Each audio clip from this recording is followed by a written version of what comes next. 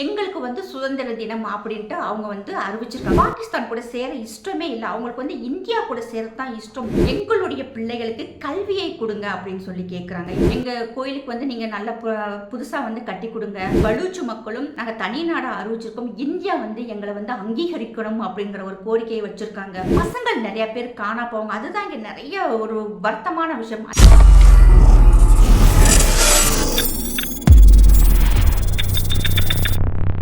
வந்தே மாதரம் சாமானியன் குல தேசியவாதிகளுக்கு எனது அன்பான வணக்கங்கள்.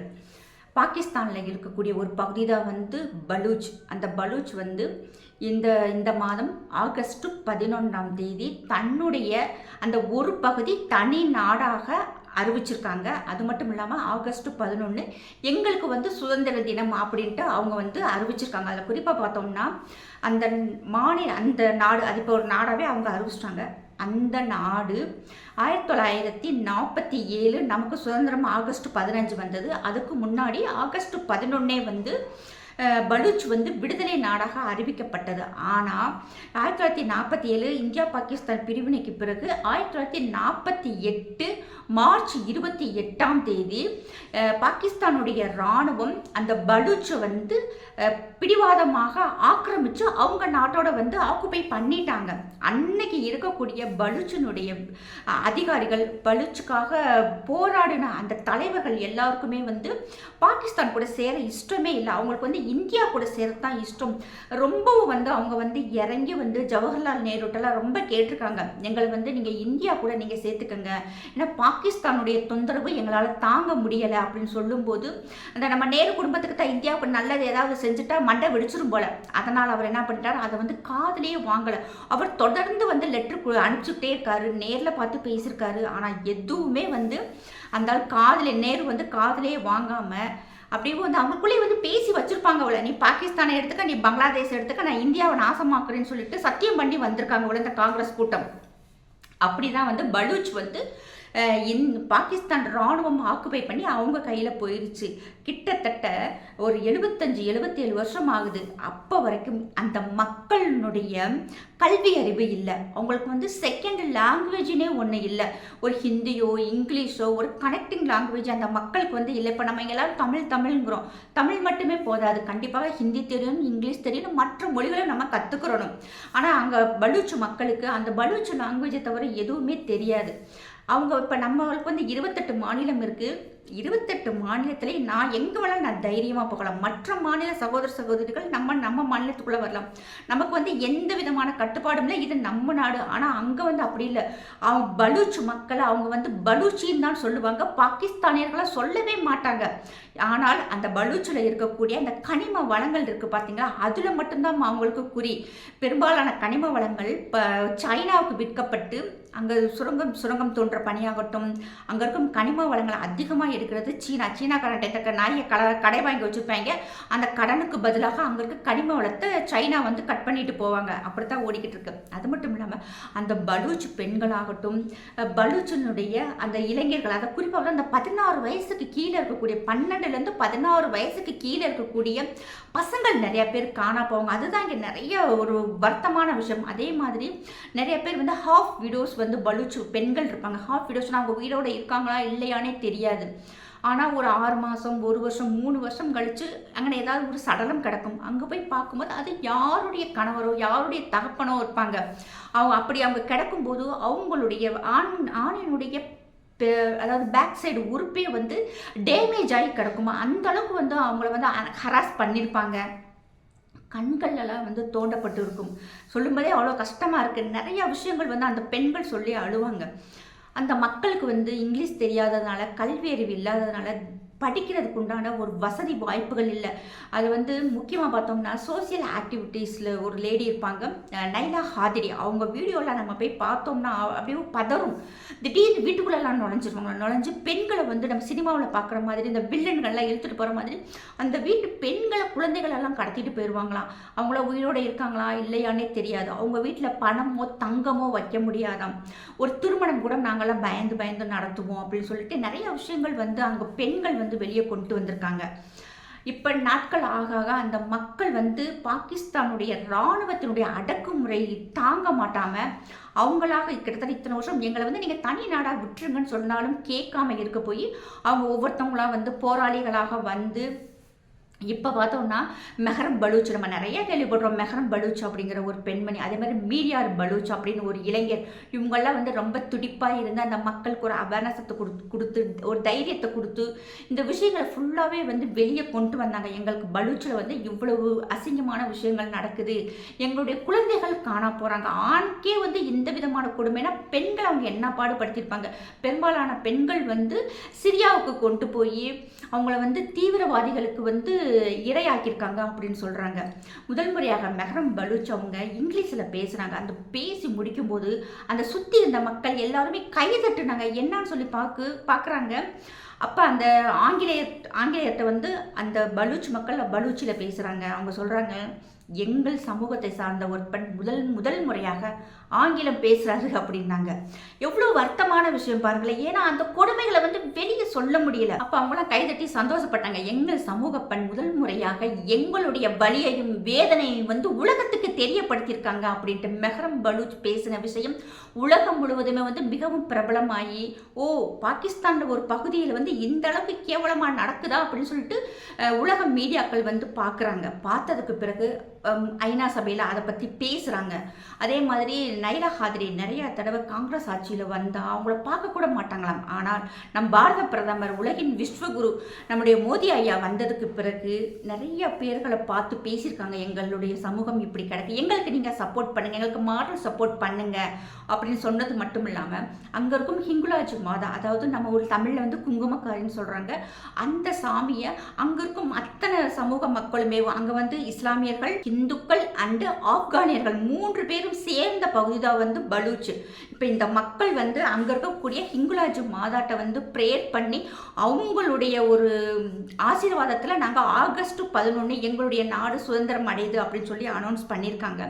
அவங்க சொல்கிற ஒரு கோரிக்கை என்னன்னா, எங்களுடைய பிள்ளைகளுக்கு கல்வியை கொடுங்க அப்படின்னு சொல்லி கேட்குறாங்க. இப்போ வந்து நம்ம ஆப்கானுடைய பிள்ளைகளுக்கு வந்து நம்ம ஸ்காலர்ஷிப் கொடுக்குறோம். அங்கேருந்து இந்தியாவுக்கு வந்து அவங்க நிறையா படிக்கிறாங்க, அவங்களுடைய அறிவை வளர்த்துக்கிறாங்க, டெக்னாலஜியை கற்றுக்குறாங்க, ஸ்போர்ட்ஸில் வந்து ரொம்ப கிளவராக வந்து மேலே வர்றாங்க. அதே மாதிரி நீங்கள் ஆப்கான் குழந்தைகளுக்கு நீங்கள் சப்போர்ட் பண்ணுற மாதிரி எங்களுடைய பிள்ளைகளுக்கு வந்து நீங்கள் கல்வி அறிவை கொடுங்க அப்படின்னு சொல்கிறாங்க.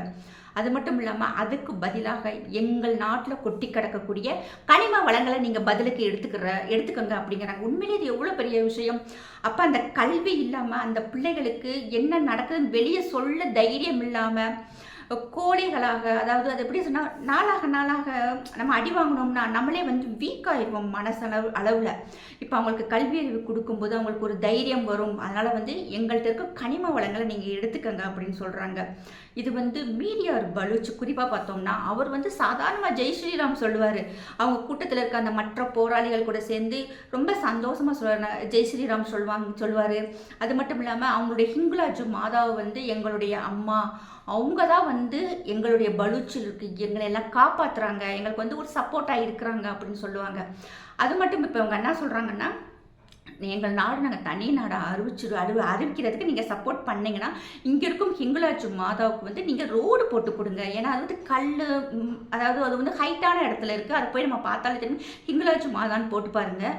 அது வந்து ரொம்ப சாதாரணமாக தான் இருக்கும். இதை வந்து இந்தியாவில் இருக்கும் கோயில் மாதிரி எங்களுக்கு வந்து நீங்கள் கோயில் கட்டி கொடுங்க, ரோடு போட்டு கொடுங்க, உங்களுடைய அங்கே இந்தியாவில் இருக்கக்கூடிய மக்கள் வந்து எங்களுடைய கோயிலுக்கு வரட்டும், எங்களுக்கு வந்து ஒரு பொருளாதாரம் வருங்கிறாங்க. கண்டிப்பாக ஒரு கோயில் இருந்தால், அதான் ஃபஸ்ட்டு சொன்னாங்க இல்லையா, கோயில் இருக்க ஊரில் வந்து குடியிருக்கக்கூடாதுன்னு சும்மாவா சொல்லியிருக்காங்க. அந்த ஒரு கோயிலை வச்சு பொருளாதாரம் அந்த அளவுக்கு இருக்குது. அதை வந்து அவங்க ஆப்கானியர்களும் புரிஞ்சுருக்காங்க, இன்றைக்கி பலூச்சிகளும் புரிஞ்சுருக்காங்க. எங்கள் கோயிலுக்கு வந்து நீங்கள் நல்ல புதுசாக வந்து கட்டி கொடுங்க, எங்களுக்கு வந்து ரோடு போட்டு கொடுங்க அப்படின்னு சொல்லி கேட்டிருக்காங்க.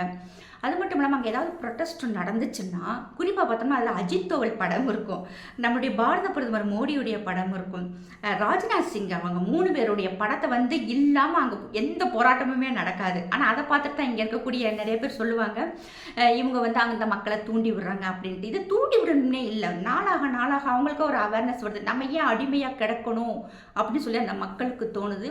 என்னைய கேட்டால் கண்டிப்பாக நம்முடைய மத்திய அரசாங்கம் எப்படி இன்னைக்கு ஆப்கானுக்கு வந்து உதவுதோ அந்த அந்த ஒரு சின்ன விஷயம் நிறைய நம்ம ஃபினான்ஷியலாக ஹெல்ப் பண்ணுறோம், மாரலாக நம்முடைய மத்திய அரசாங்கம் நிறைய செய்கிறாங்க.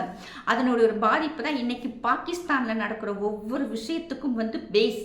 அதுதான் உண்மை. ஏன்னா வந்து ஆப்கானியர்கள் வந்து துணிஞ்சவங்க, தங்களுடைய உயிரை கூட மதிக்காமல், அதாவது நம்ம சொல்கிற வேலையை வந்து கரெக்டாக பண்ணக்கூடிய நிறைய ஒரு விஷயம் வந்து, அதாவது எப்படி இந்த கரடு முரட அதை செயல் மட்டும்தான் அவங்களுடைய எண்ணத்தில் இருக்கும்.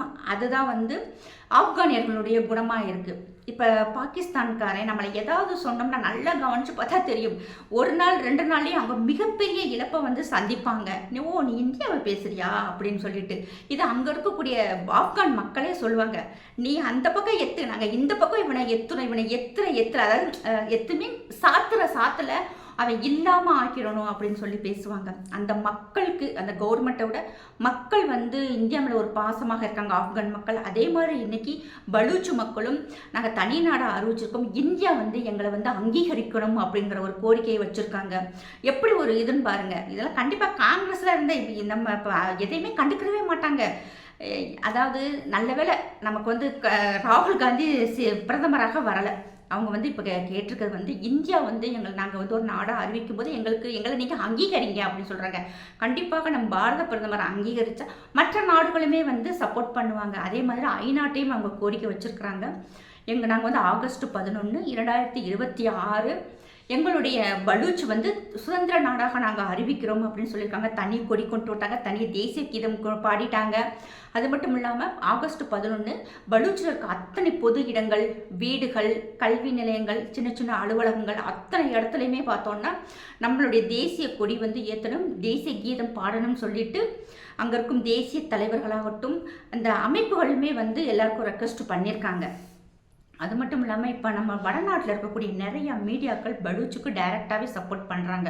அந்த பலூச் போராளிகள் வந்து டிபேட்டுக்கு வருவாங்க ஆன்லைன் மூலமாக. இந்த பக்கம் பாகிஸ்தான்லேருந்து ஏதாவது ஒரு இராணுவ வீரர் வந்து உட்காந்துருப்பாங்க. நம்ம நாட்டில் என்னைக்காவது ஒரு இராணுவ வீரர் உட்காந்து டிபேட்டில் உட்காந்துட்டு பார்த்துருக்கீங்களா? பேட்டி கொடுத்து பார்த்துருக்கீங்களா? அவங்க வந்து நாட்டை காக்கிறது இருப்பாங்க. இன்றைக்கி வந்து தான் வந்து ஒரு அளவுக்கு ரிட்டையர்ட் ஆனவங்க தான் வந்து பேசுகிறாங்க. நார்த்லேயும் சரி, நம்ம சவுத்துலேயும் சரி. ஆனால் அவன் கரண்ட்டில் இருக்கக்கூடிய ஒரு இராணுவ வீரன் வந்து உட்காந்து பேசுவான் பார்த்துக்கோங்க. நம்மளுடைய நெறியாளர், வடநாட்டில் இருக்கக்கூடிய நெறியாளரில் உண்மையிலேயே பாராட்டணும். பலூச் போராளிகள் நல்லா பேச விட்டுருவாங்க. அவங்க கண்ட மாணிக்கு பேசுவாங்க. இங்கே இராணுவ வீரனுக்கு கோவம் வந்து, எங்கள் நாட்டை வந்து நீங்கள் அசிங்கப்படுத்துறியா, அவன் கேவலப்படுத்துறியா, கூப்பிட்டு வச்சு எங்களை அசிங்கப்படுத்துறீங்களா, கேவலப்படுத்துறீங்களான்னு கேட்பாங்க. அது உடனே நெறியாளர் சொன்னார், ஓ உங்களுக்கு அசிங்கம்லாம் இதெல்லாம் தெரியுமா அப்படின்னு கேட்டோடனே அவனுக்கு அப்படியே டென்ஷன் ஆயிடுச்சு. என்னை கூப்பிட்டு வச்சு நீங்களா அசிங்கப்படுத்துறீங்க அப்படின்னு பயங்கரமாக இருக்கும். ஆனால் உண்மையிலேயே நம்ம நெறியாளர் வந்து பலூச் போராளிகளை பேச விடுவாங்க. நல்லா பேச விட்டுட்டு, உன் மனசை விட்டு பேச விட்டுட்டு அவன் கதறுவான், இவனை திட்ட விட்டு எங்களை வேடிக்கை பார்க்குறியே அப்படின்னு சொல்லிட்டு. அப்புறம் 2வது நெறியாளர் வந்து கேட்குற ஒரே கேள்வி, அவங்க பெண்களை ஏன் தூக்குற, குழந்தைகளை ஏன்டா நீங்கள் தூக்குறீங்கன்னு கேட்குறதுக்கு யார் சொன்னா இல்லை ஆகும்பாங்க. ஆனால் அந்த பலூச் போராளிகள் எல்லா டீட்டெயிலோட அறிவாக வந்து உட்காந்துருப்பாங்க. இங்கே பாருங்கள், இந்த நாளில் இத்தனை பேர் காணா போயிருக்காங்க, இந்த நிலைமையில வந்து எங்களுடைய குழந்தைகள் தரையில் கிடக்குறாங்க, எங்கள் பெண்களையும் எங்கள் குழந்தைகள் எத்தனை பேர் காணா போயிருக்காங்க. டெய்லி ஒரு 7 மணிக்கு மேலெலாம் வெளியே வரவே முடியாதான். இப்போ இந்த 7 மணிக்கு மேலே யாருமே வெளியே வர முடியாத சூழ்நிலை பாகிஸ்தானில் நடந்துக்கிட்டு இருக்கு. பிள்ளைகள் காணா போயிடுவாங்க அப்படின்னு சொல்லிட்டு. குறிப்பாக பார்த்தோம்னா இந்த ஹிந்து மக்கள் இருக்கக்கூடிய பகுதிகளில் சாயந்தரம் 7 மணிக்கு மேலே அந்த குழந்தை தப்பி தவறி வெளியே வந்தால் 2வது அந்த குழந்தை காணாமே போயிடும் அப்படின்னு சொல்லிட்டு நிறையா விஷயங்கள் இன்றைக்கி வந்து நம்ம இந்தியாவில் இருக்கக்கூடிய நிறைய சோசியல் ஆக்டிவிட்டிஸ் பண்ணுறவங்க பாகிஸ்தானில் இருக்கக்கூடிய ஹிந்துக்களை வந்து இங்கே கொண்டு வர்றாங்க. அவங்க இப்போ நிறைய பேச ஆரம்பிச்சிருக்காங்க.